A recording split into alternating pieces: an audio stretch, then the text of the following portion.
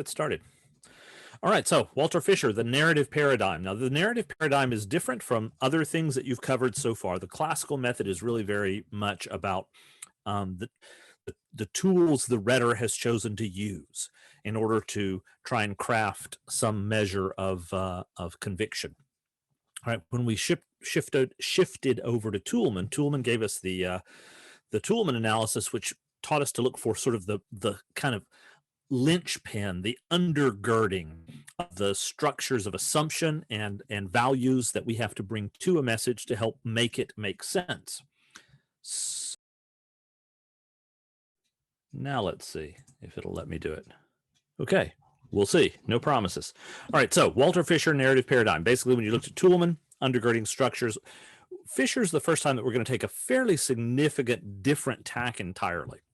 Even with Fisher, what you get with Fisher is largely that sort of sense of logos and how is the pathos and ethos, which is what goes into making a warrant, how are those really helping things make sense? Okay, that's valuable, but it's still pretty much right in the lines of what you've been doing before.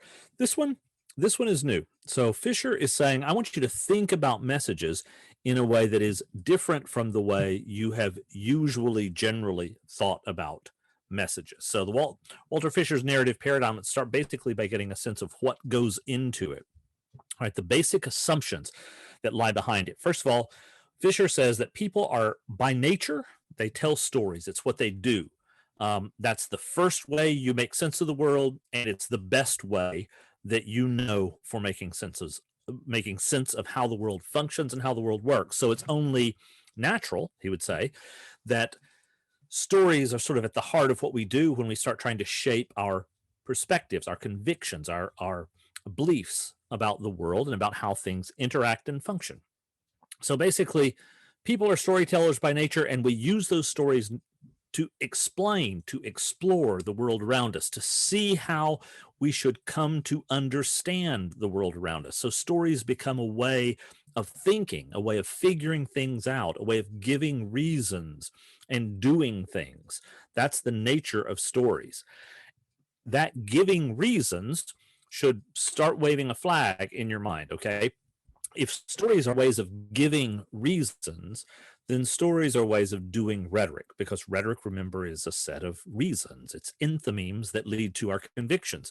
If stories can give us a reason for doing things, then stories are, in fact, building convictions. That's the world of rhetoric. One of the things that Fisher does is he says, now look, this way of looking at the world as if it were stories, we want to set that in contrast to looking at the world through what he calls the rational world paradigm. The rational world he sets in distinction, in competition to the narrative paradigm. All right. The rational world is basically that world of science, of thought, of reflection that is rooted in heavy rational thought, and it assumes basically that people are going to make decisions like computers make decisions by gathering data and going with whatever data is the strongest. That's the rational world paradigm. Now, if that looks a lot like that kind of Enlightenment scientific mentality, there's a reason. Okay, that's exactly what it is that Fisher is trying to step in and say, hey, that way of thinking about the world, as valuable and powerful as it is, leaves some things out. And what it leaves out is the sort of stuff we find in the narrative paradigm. Paradigm, of course, is just an overarching model that we use to think, or frame that we use to think about something in. The narrative approach says basically it's not about thinking rationally through things. It's about weaving together the thoughts and feelings that people have. In other words, it's experiential. It's about how we come to encounter the world. And it assumes that stories are at the foundation of that understanding of the world. So when we set them up and we say the rational world versus the narrative paradigm, basically in the rational world, we have to assume that people are essentially thinkers. That's what we do. We basically come to our decisions by applying just our intellect. In the narrative paradigm, people are not thinkers so much as they're myth makers, they're storytellers. They weave together some kind of set of events and characters that show us something, and it's that showing that's crucial. So we discover basically through our narratives, not by sitting down and thinking it through and figuring it all out. In the rational world paradigm, basically we think of people as making decisions based on evidence that shows up for them.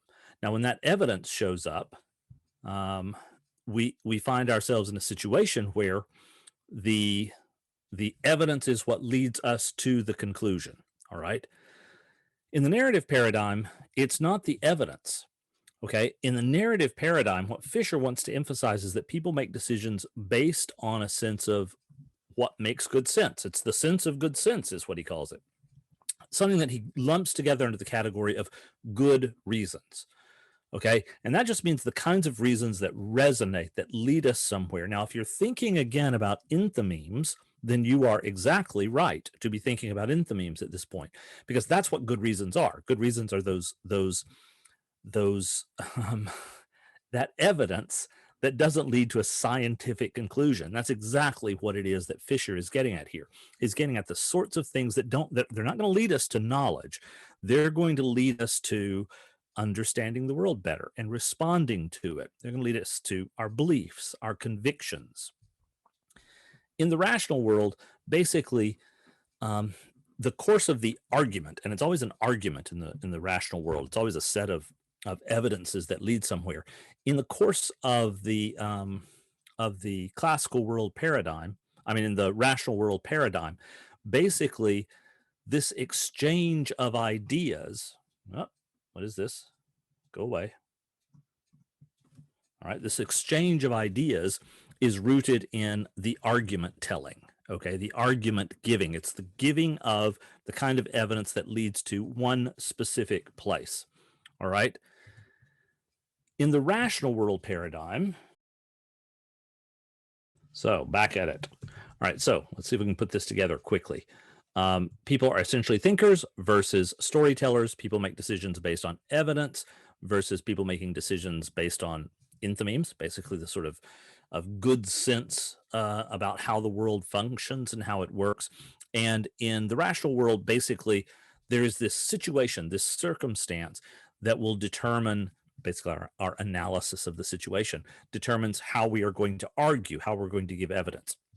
Whereas in the narrative paradigm, what shapes our perspectives, what shapes our point of view is essentially our background, our current perspective comes out of our history, out of our personality, out of the people we've shared the past with. And when we've heard them tell their stories about life, that's the kind of thing that builds up our sense of what we would consider to be a good reason. What counts as good reasons is largely based upon my history. Now, obviously, the broader my history, the broader my set of experiences, the better I will be able to be in terms of incorporating and including new visions, new perspectives, new points of view about what makes up the set of good reasons. So in the rational world, basically rationality makes logical connections between data points. Not surprising, sounds very much like science. Of course it does. Whereas in the narrative paradigm, what we call rationality, or what we say makes sense, is a process of figuring out two qualities. And these two qualities are really essential to Fisher, and we will be back to them in some depth in a few minutes. But the basic qualities are coherence and fidelity. So he says that's how we're going to make judgments. We determine whether or not something makes sense based on its coherence and its fidelity. All right, now coherence to what and fidelity to what? Okay, we're going to unpack that. But those are the key ideas about how you make sense. In the rational world, you make sense by essentially making logical connections between data. In the narrative world, we make sense of the world by measuring out the coherence and the fidelity that's present in the stories we're responding to. In the rational world, basically it's observation analysis, it's the scientific method, it's the scientific model. That's essentially how we do it. In the narrative world, Fisher says, we discover the world by basically being shaped by the stories that we hear. That's how we decide what's important and what's not important. It's basically comes out of the kinds of stories we decide we're going to listen to and pay attention to. So that's the nature of the um, the paradigm, the narrative paradigm that Fisher is going to offer to us. Now we have to put this in the context of the present course, because of course this is a class in rhetorical criticism. And that means essentially that rhetoric is what we're about. It's what we're after. Rhetoric is the artistic use of language to build human convictions with enthymemes. All right, that's what we do in rhetoric, and that's what we study as rhetorical critics. So that's the definition we want to hold in mind as we begin to think, okay, now if we're going to picture a communication event, an artifact, hold the artifacts you're working with in mind. Think about it this way. Each artifact you've got has told you a story. Now, it's not, I mean, each of your artifacts may have a story in there somewhere where they tell you about, there was this person once and they had this kind of experience. That's not what we mean. We don't mean the stories that are inserted into the artifacts. What Fisher wants you to do is he wants you to think of all of rhetoric, the entire artifact you're looking at, as having woven a story for you. It's told you something. Now, that telling is what's crucial. All right. For Perlman, when we begin to think of the story as rhetoric, now your entire artifact, all parts of it, constitute a single narrative from Fisher's point of view. All right. This is what Fisher wants you to think about and wants you to begin to take to your critique of the artifact as story. First of all, recognize that stories are uniquely human. Okay. I mean, as far as we can tell, they are uniquely human.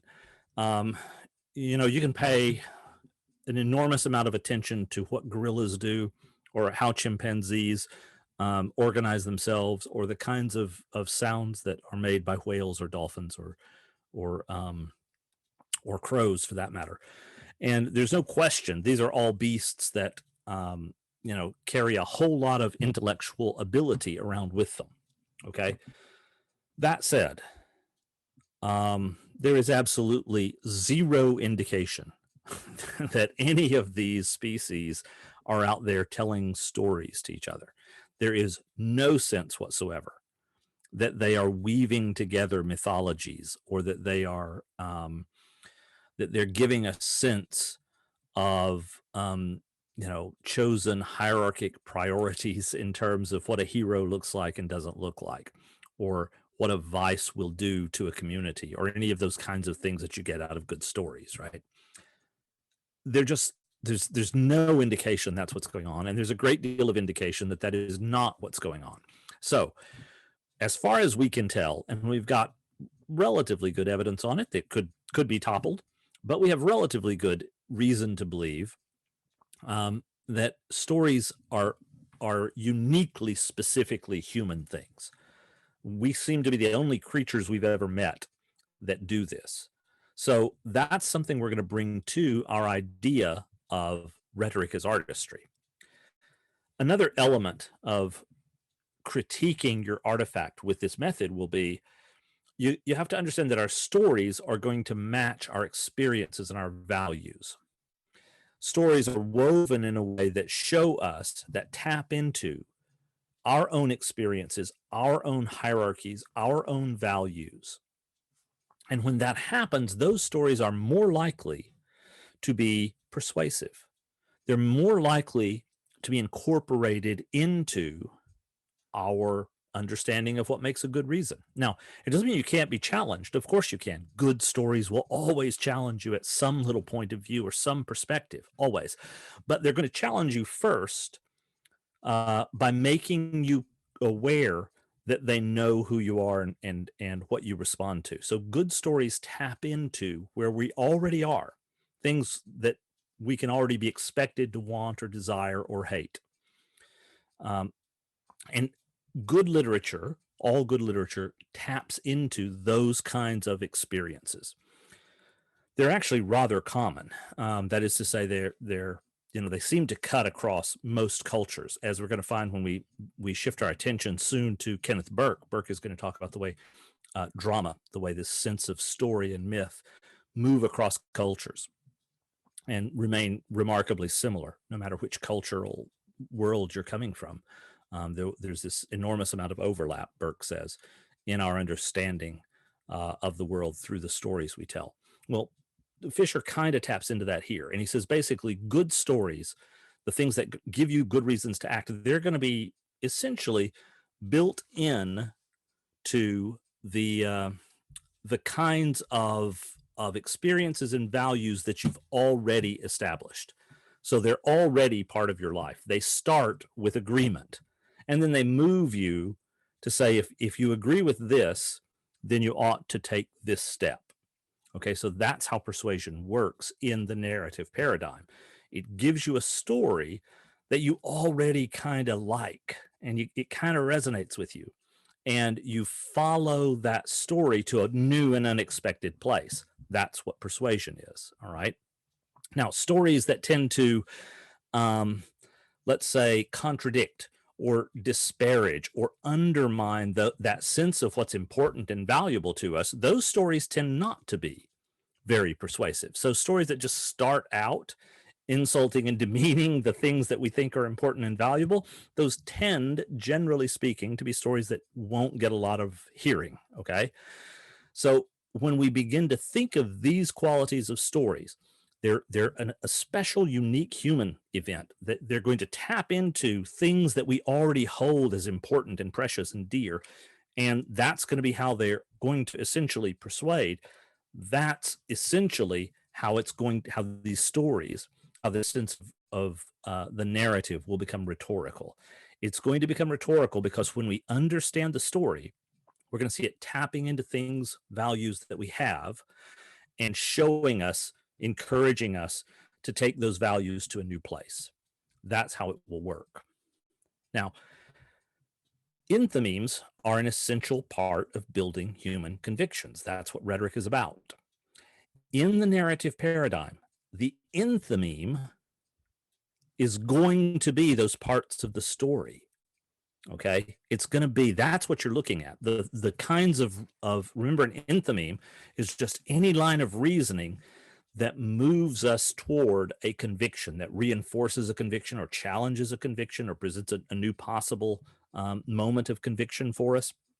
All of those lines of reasoning, which will form for us our political, our religious, our relational, our aesthetic sense of the world, all of those form our convictions. Any line of thought that shapes our beliefs in those areas, that's an enthymeme. And in the story, in the narrative model, in the method you're learning right now, the enthymemes are going to be the parts of the story and how those stories interact. So that's what you got to figure out. That's what you've got to look at. That's what you've got to find. All right. So that raises a really good question. And that is, of course, so, what are the parts of the story? And what do you mean when you say they interact with each other? In other words, when you get right down to it, the question is, how do you use this thing? All right. So now that you've got a sense of the general overall perspective that lies behind the narrative paradigm, let's start with the basic parts. Okay. So there are a number of elements of the narrative paradigm, and you can think of these as the parts of the story that you want to tap into. So what are the parts of the story that you're going to be looking for? Now, again, I encourage you to think of the artifacts that you are working with right now, the artifacts that you are thinking about and considering right this moment. All right. For your essay 1A, think about them and ask yourself, okay, could I find these parts of the story it's telling me in the artifact I'm familiar with right now? Okay. First part of the story, there's a narrator. The narrator is the voice that is telling you this story. Now, remember, we're talking about everything from a one-page perfume commercial in a magazine all the way over to, a State of the Union address that runs an hour and a half. Okay. Every one of those is going to be telling a story. And somewhere in that story, there's a narrator. That is, there is an overarching person, some voice that is telling you this story. We want to figure out who that voice is. Now, the thing you have to understand is, and let's be really clear, the narrator is not the corporation that paid for the commercial. Okay, the narrator is not the media in which it appears. So if you're looking at a page in social media that is maintained for a group of Chihuahua collectors, okay, and you're going to go explore how this Chihuahua collecting group is persuading other people to come join them. The narrator isn't the media. The narrator is not the corporation that paid for the commercial. You have to think in terms of the event, this rhetorical artifact, being a story, and you want to find the narrator within the story. Now, it may be a character in the story, or it may be, as at any other point in literature, it could be somebody who is just removed from the story entirely. But in essence, what you've got is you've got a situation where there's a voice, and that voice is guiding you through this story. Maybe a character already in the story, maybe somebody who's not going to appear anywhere else in the story, but you want to identify that narrator's voice. Set over and against the narrator are the characters, the actors. Okay, these are people or anything that acts like a person inside the story. Okay, so these are the people, the actors in the story. The characters are doing things. They're having experiences. They're perhaps making comments. The characters in the story, they're central. So that's another element of the story that you have to find. A third element in the story, what's known as the plot. Okay, the plot is essentially the set of actions. It's what happens one after another. It is the structure. It's essentially the moments where people are moved to do something. Think in terms of causes and effects, because every good story has something that happened and something that caused it to happen. All right. So think in terms, if you think about the plot, think in terms of what made what happen here. What happened here? What made it happen? What happened here? What's going to come from that? Okay. What will the consequences of that be? So causes and effects, those are the big ideas. Passions that are tapped into, that's going to be a big key to the story, because passions, of course, are what motivate people to go out and do things. And so it's the story engine is this sense of passion and cause and effect. And a final and fourth element to the narrative paradigm is what Fisher calls setting. The setting is basically anything else in this story that's making it click, that's making it powerful. All right. What set it up? What's not being told in the story, but it had to have happened to get us here, right? So we all know movies that open up with somebody who looks down and out, and they're riding a train and everything's gray, and we're 8 seconds into the movie, and we know this character right here, they're either having a really bad day or a really bad life, and we're going to find out in the next couple of minutes which it is, right? So you see the person, you can see them have the downcast face, and you can see the train riding, and you hear the creaking and the clanking, and everything is just kind of flat and monochrome, and the person looks down. Okay, we know there's something in this scene that's not being shown to us directly. We just are figuring it out because of the way the story works. We saw this part of the story. We saw these 8 seconds. We know, okay, that's what's going on here. Somebody's had something terrible in their life before this scene opens up. Okay, that's what we mean by prior events. What kind of things are being brought to this story from before its beginning? Okay. What kind of expectations can we have about what's going to happen next? That's the sort of thing that goes into setting. In addition to like actual descriptions of things that are going around. So these are our elements. These are the things we have to take up and understand. These are the elements of the narrative paradigm, and they will be the sources of your enthymeme. So let's look at them, summarize them, make sure we get them.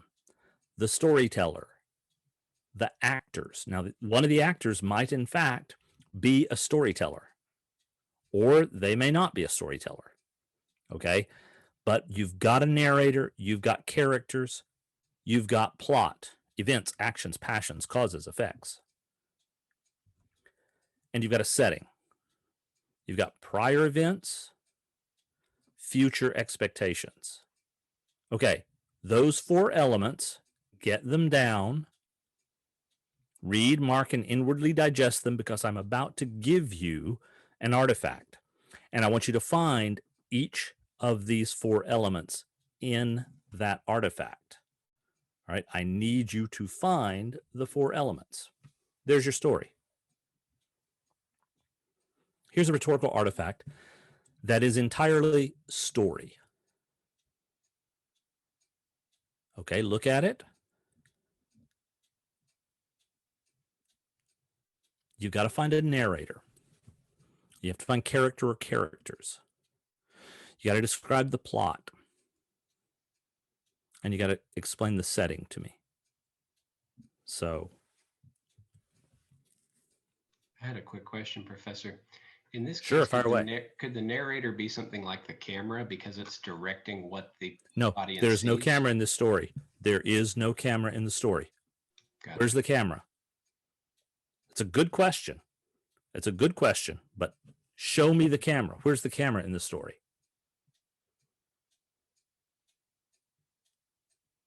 Where is this camera that you're talking about? Would it be, I mean, obviously wouldn't be in the frame, but the object that's capturing the story, like as we're seeing, what we're being delivered. That is like saying, okay, might it be that the typewriter, that the word processor, the laptop that the novelist used, is that the narrator? No, absolutely not. It's a tool for telling the story that the storyteller used, but it's not the storyteller. Right? Would that so be the words "leave the world behind" because it's something that he's thinking about as he's standing away from his Volvo? Yeah. Okay, so here we go. Now we're getting something. We're saying, okay, look, we don't know who this narrator is, but we do know what they are calling us to. It's written right there, leave the world behind. Okay, so we have some voice. So we have a disembodied voice. It's sometimes called the divine voice or the omniscient voice. Okay, so there's a voice that has come to us in this story and that has framed it for us, that has told us what's about to happen.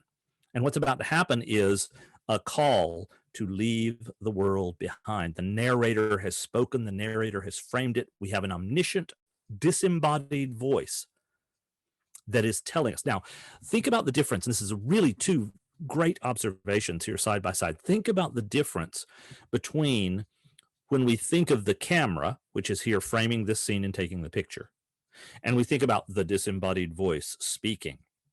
Do you see the difference between the 2?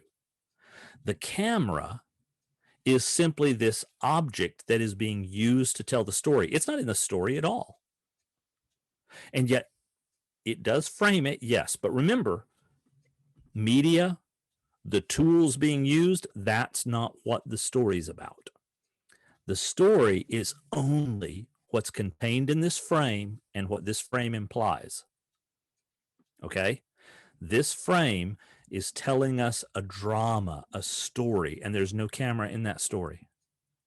There is a voice, a large voice over the entire world telling us that it is time to leave the world behind, telling us it's time to go on to something new, something different, something other. All right. Tell me about the character or characters. Who is acting here? Who has taken action? Who's doing or has done something? I'd assume it's the guy standing there just looking away in the distance. There he is. That's our actor. That is the guy who has done or is doing something. What do you think this guy is doing? What is it that he has accomplished in this story?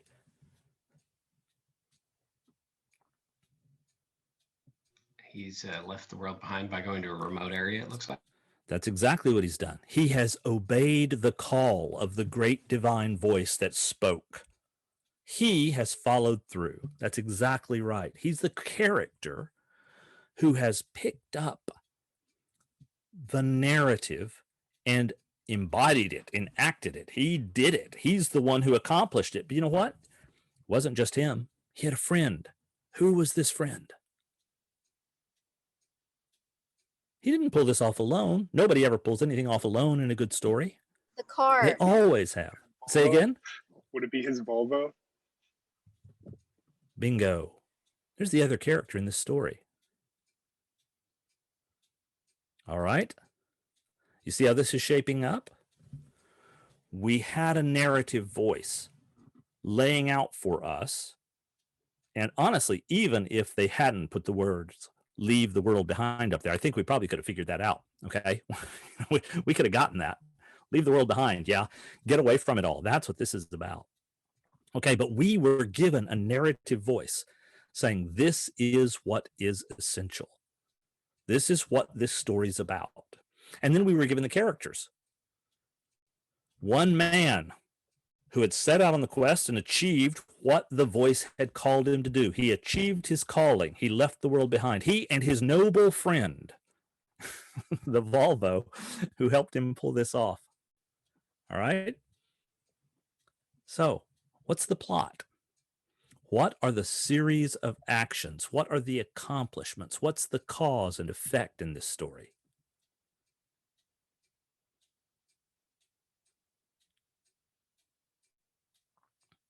What has been accomplished? Let's ask it that way. What's the first thing that's been accomplished? He left the world behind. He left the world behind. He got out, escape.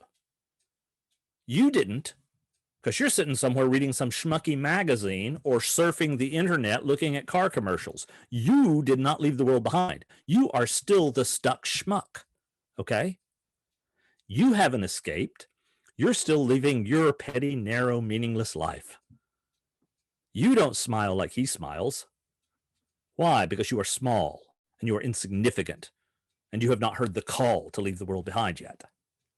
Or if you have, you haven't had the courage to obey, right? So you are now put in a position where you, as we always are as the audience, as we always are as when we watch a story, we're on the outside of the story and we're seeing people do things that we haven't been able to do yet. Okay, so he's escaped. And that escape has resulted in him being free. He's gotten away. And you know what that means?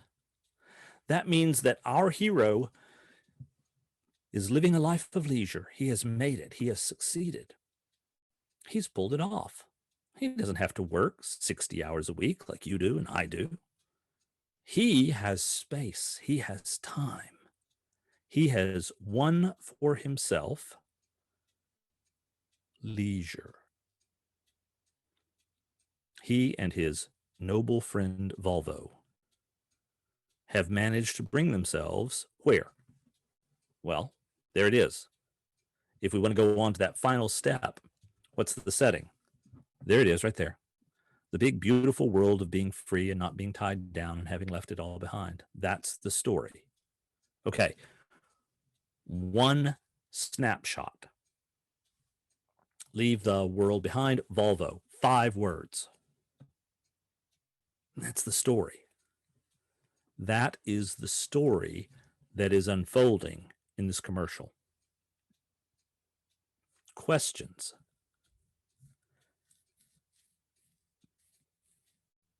Questions here.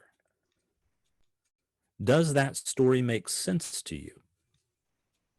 Just the part there where it's, the characters or actors are a person or people you said, or anything that acts like a person.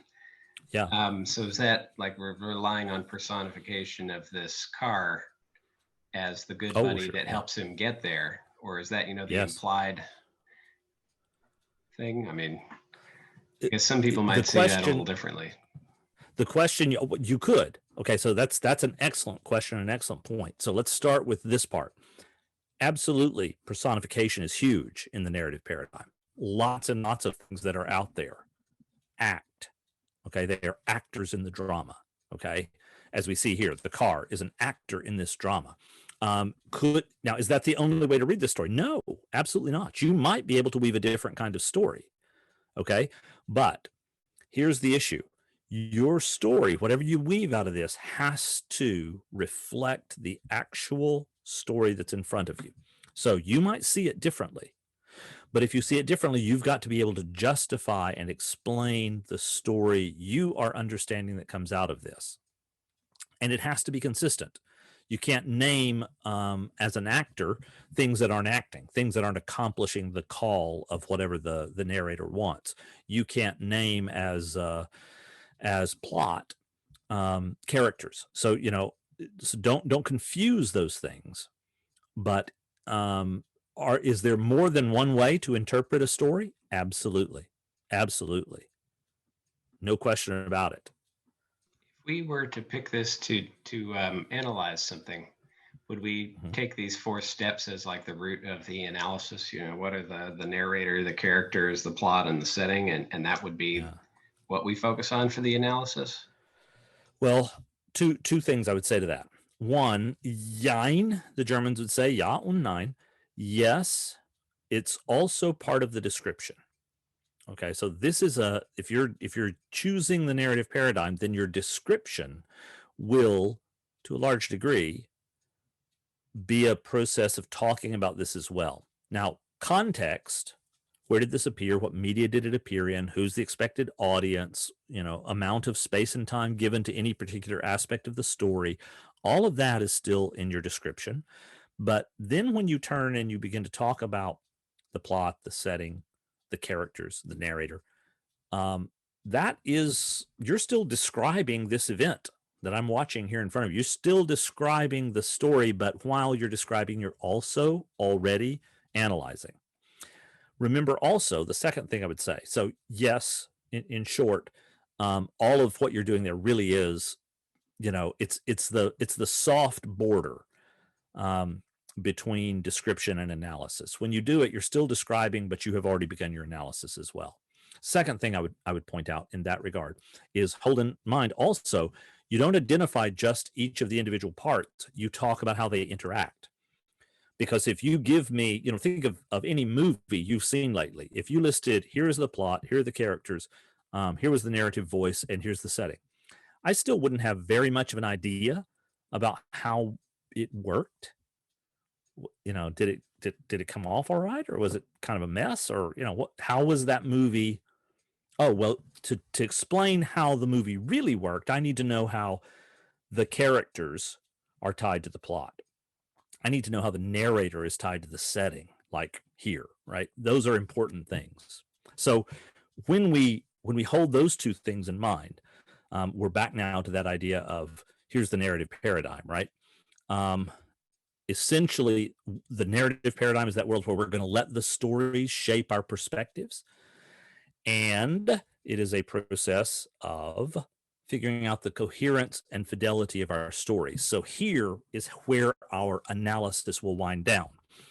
And as we begin to talk about coherence and fidelity, we're also doing our interpretation and evaluation. So the borders are a little bit messier here in the narrative paradigm. It's not quite as sharp and clean and clear. I told you we were going to be back to this coherence and fidelity because that's what you're going to make your judgments on.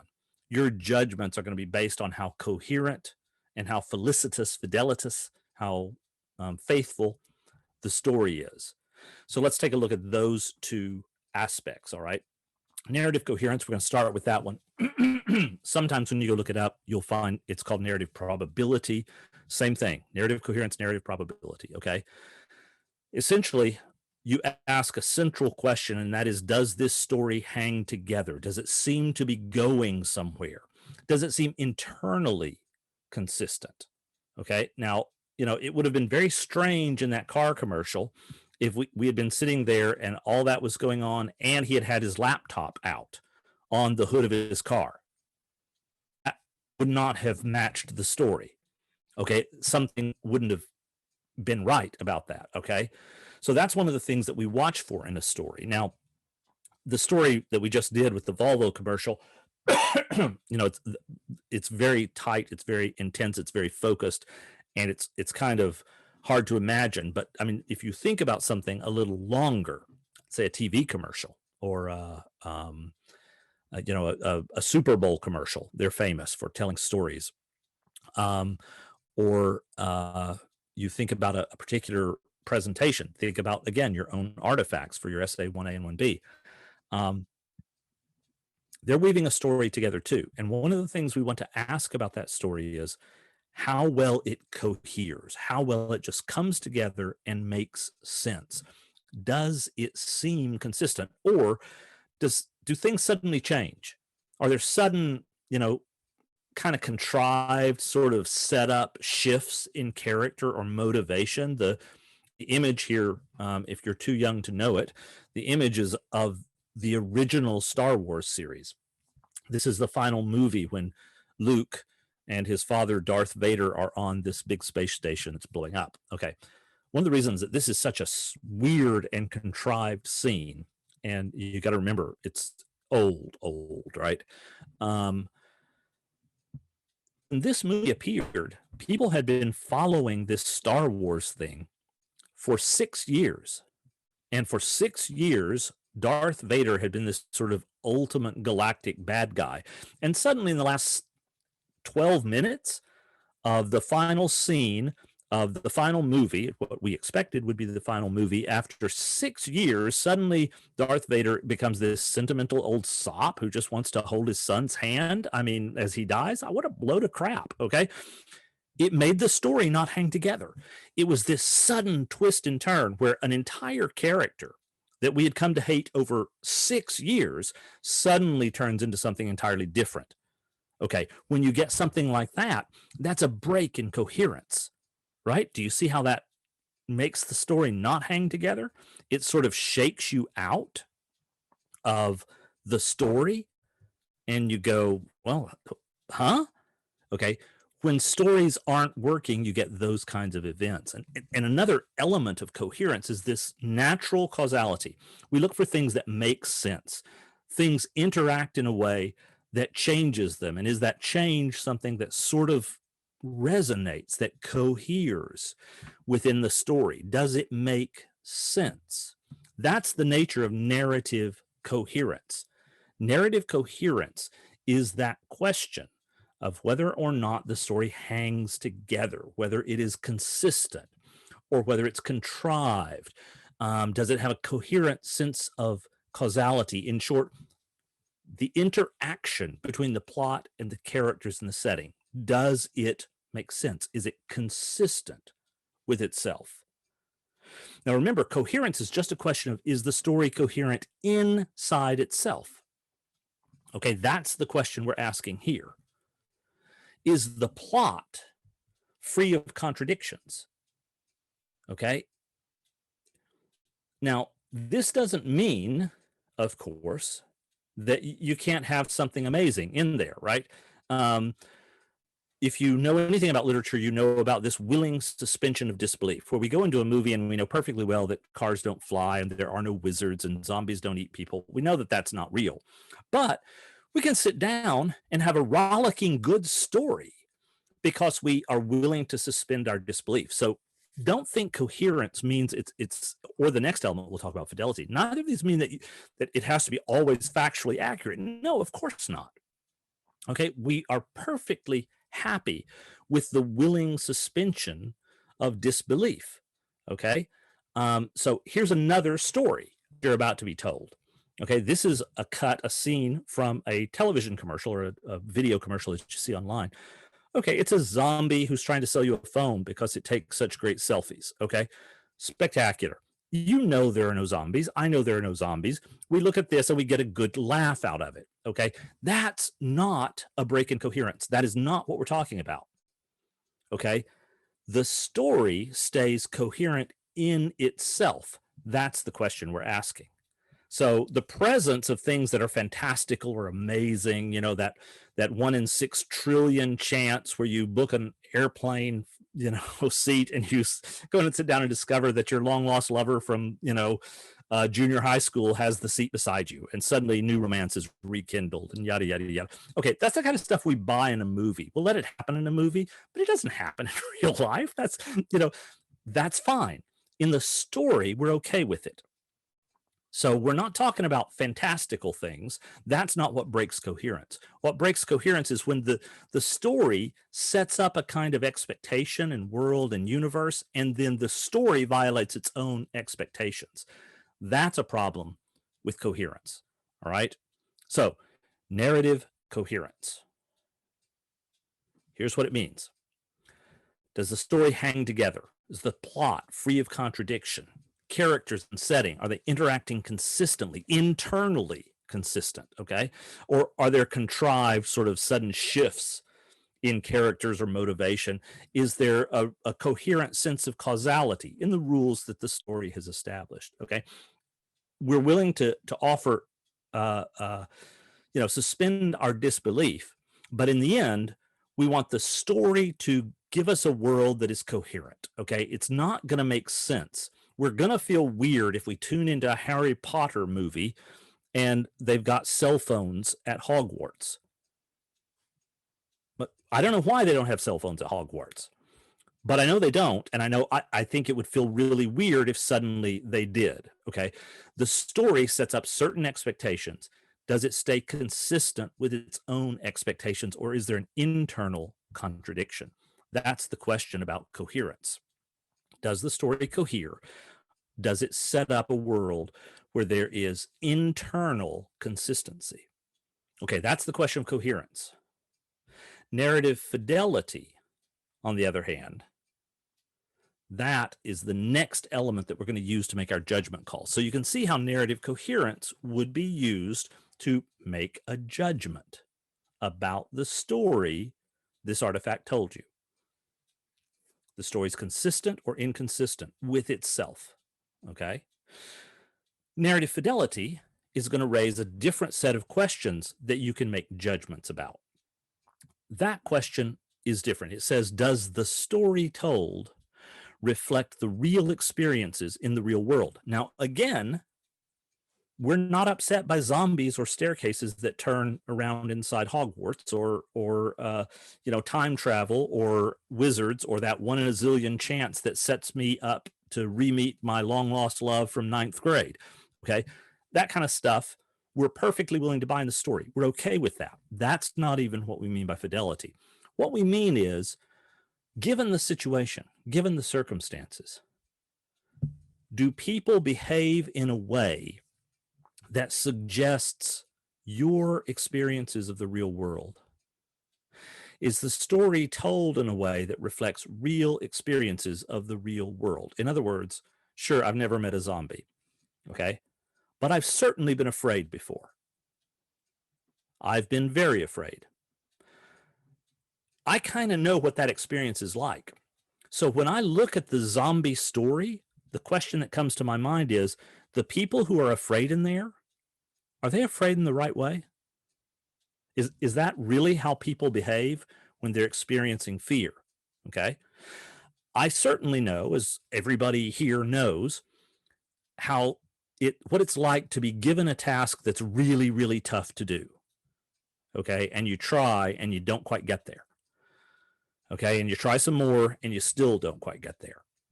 We all know what that's like, and we all know how that feels. Okay. Are the characters in the story, when they experience disappointment and failure, is it real? Is that actually how disappointment and failure occurs to a human being? Do they respond the way people respond in the real world situation? That's what we mean here. Okay. And we don't care whether they're a witch or a dragon or a time traveler. We want to know whether or not they are experiencing the world in the right way. Are they afraid in the right situation? And are they afraid in the right way? Okay.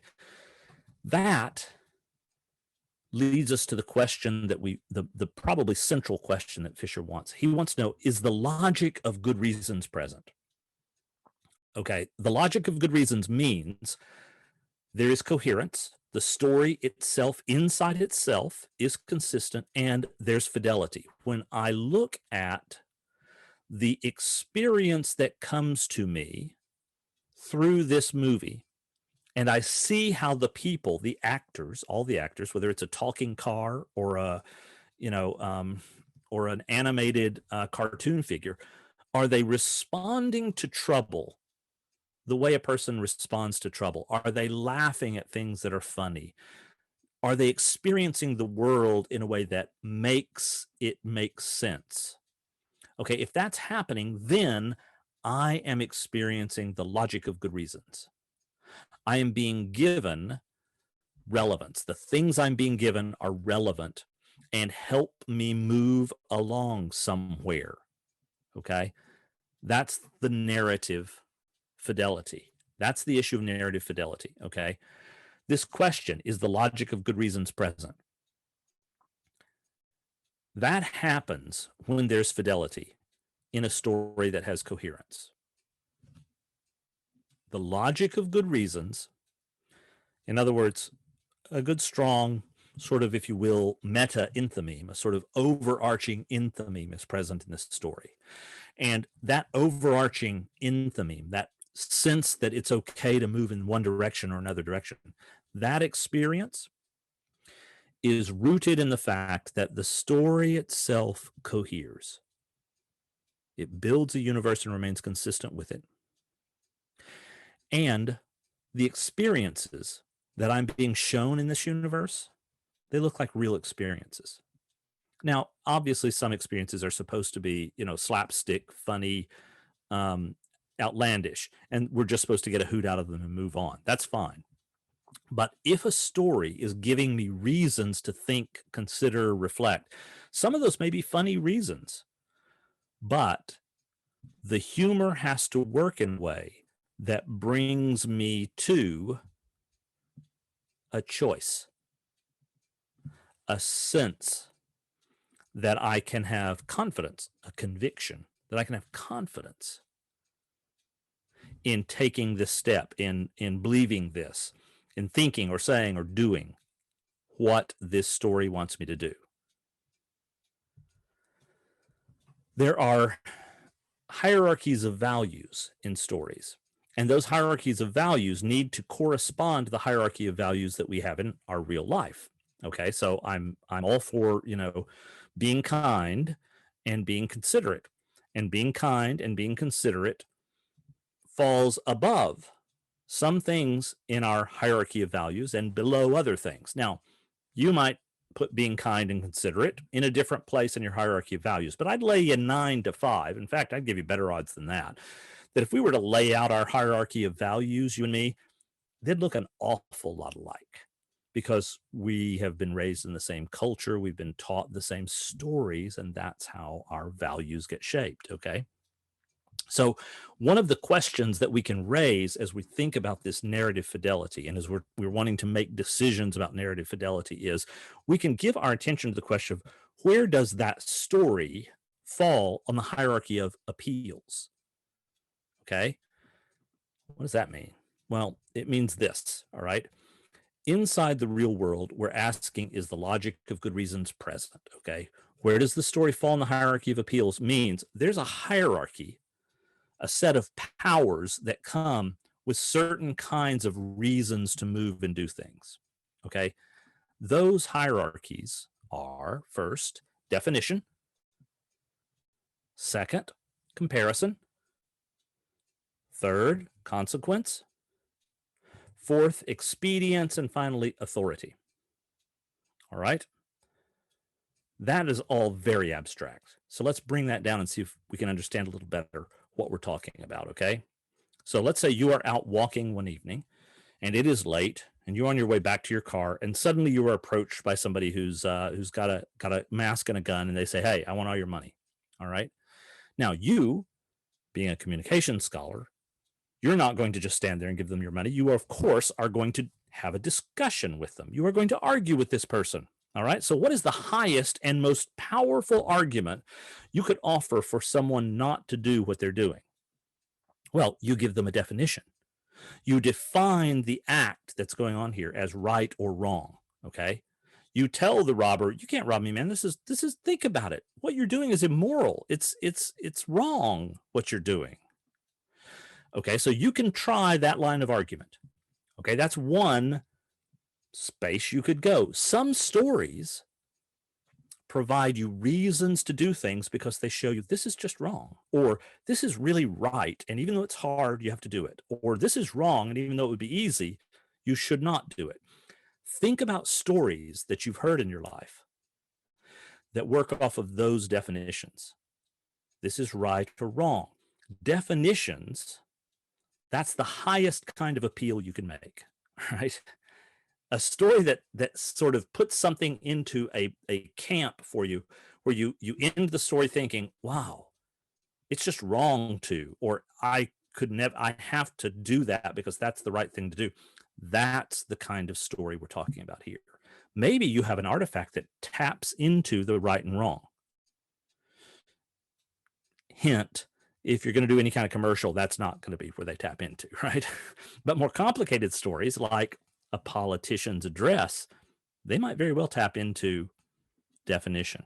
Comparison is the second place you can go. You might have the kind of appeal where you turn to the robber and you say, you shouldn't rob me. I mean, how would you like it if somebody did that to you? Okay, now that's a very powerful argument too. When we can show that two things are alike, that these two things go together. And again, comparison and also, conflict, that these two things are not alike. But at some level, if I can show you how this is like something else, an analogy, if I can bring that home, if I have a story that shows me how one thing is like something else, I'm very likely to draw conclusions that would be the same about both of them. So if you can show me, if you tell me a story where you convince me that,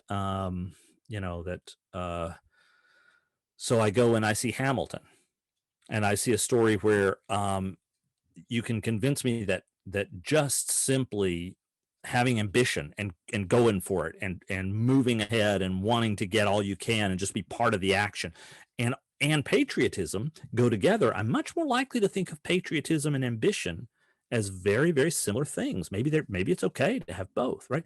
So if you can tell stories that draw things together, people will be moved to take a step in that direction. All right. A third kind of argument that you can offer is consequence. You can say to the robber, okay, so I've tried definition, and the robber says, I don't care. Okay, so then I go, well, but how would you like if somebody did it to you? And the robber says, yeah, well, I'd kind of suck, but I don't care. Okay, then we try the consequence. Okay, you follow that next level of appeal, and you say, you can't do this. You're going to go to jail. The consequences of the action. So we have stories that tell us about consequences, right? Somebody who sets out to do something and they think it's right, and then they find out it's not right, and then they sort of go ahead and do it anyway, and look at what happens to them. Okay, those kinds of consequential stories. Okay, maybe that's the kind of story you're looking at. You're looking at a story where if you do A, you will get B. If you do A, you will get B. That's the consequence story. All right. And, you can try that. So then you go to the robber and you say, so you don't want to do this. You're going to go to jail. And the robber says, yeah, you got to catch me first. I don't care. Okay. So now where are we? Okay. So we've run through the three top kinds of arguments you can make. The fourth kind of argument you can make, expedience. And expedience just is, well, okay, can you get away with it? That's all it is. Can you do it? Can you pull it off? That's the kind of argument that falls at the bottom. Okay. Can you pull it off? Well, okay. He's got the gun. You don't. So at this point you say, cash, check, or charge. You have to give in now. So expedience is the level of power. So let me give you a quick example. When the American colonies declared independence from the British Crown in 1776, there were all these speeches at Parliament. We have them. And all these speeches, many of them were based on definition. They stood up and they said, the colonies have gone astray and insulted the powers that guard them, and these powers must now go forth and teach them the error of their ways. Okay, so you have all these British parliamentarians standing up saying they did something terribly wrong. Okay, you had comparison speeches going on as well. I mean, if your daughter at home behaved like the American colonies had, what could you possibly do but set them straight? Okay, so there were those speeches. We got to go out and fix America. There were consequent speeches, of course. Having insulted the crown, they will now be hung. Okay, so that's, if we let them do it, then think about how other colonies are going to act. That was another comparison speech that you had. But there was one person who stood up and gave an expedient speech. It was really telling, because what he stood up and did is he said, okay, look, you can carry on here about your highfalutin principles and about, building a safe home life and all that sort of thing. But he said, you've got to stop and think for a moment. You can't win this war. Presently, we're almost at war with France. We've got trouble over with our colonies in the East, what they would have called the East, the Orient, right? And how are you going to win this war? You're going to go over to America and you're going to do what? You're going to send 5 of our brigades of troops over there. We're going to lose 3% of the troops crossing the Atlantic Ocean. We're going to set them down. And what are they going to do? They're going to take New York City and Boston and Pennsylvania, right? Pittsburgh in Pennsylvania. And when they've done that, what will you have? Nothing. You'll have absolutely nothing. Because 99% of the Americans don't live in those colonies. It's going to be 8 months after the war is over before they even know there was a war. You can't win this war. If you take all the population centers, you've got nothing. If you can't close down the ports, the coast of the colonies is as large, if not larger, than the coast of the United Kingdom, Ireland, and France combined. They have too many ports. There's no way to do this. So it won't work. That's expedience. Okay, so his recommendation was, so you send them a letter and you say, congratulations on your new independence. How would you like to negotiate a few trade deals? And let's keep the trade going. And don't worry about what they do with their silly parliaments over there, because we can't win the war. Okay, that's a battle. I mean, that's an argument from expedience. Maybe you have a story that you're looking at in your artifact that's operating from the level of expedience. What can we and can we not pragmatically, realistically do here? Don't talk to me about right and wrong. Don't compare me to anything. Just tell me, what is it we can do? What is it that realistically we can accomplish given the situation we're in? That's a question. Okay. The very baseline of authority, the very baseline of argument is authority, where you go in and you just simply say, well, we can't do this because, and then you cite some authoritative source. That obviously only works if you share the authority, right? So, if you go in and you say, well, the Bible says you shouldn't steal. That's great if your robber is a devout person who wants to follow the dictates of the sacred Jewish or Christian scriptures. Given that they're robbing you, probably you don't share that authority, so that's not going to be a very effective argument, right? So authority, that's the last of the hierarchies of appeals.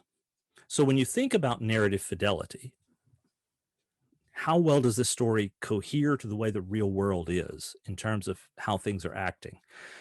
Then we look at, once we get coherence and we get fidelity, that last step of fidelity is, okay, so what level are we tapping into? What is this story asking me to respond to? All right. Where does the story fall on the hierarchy of appeals? All right. We've got definition, we've got comparison, we've got consequence and expedience, and in some cases, authority. Okay. That's what we've got. All right. This system of doing it this way, that's great.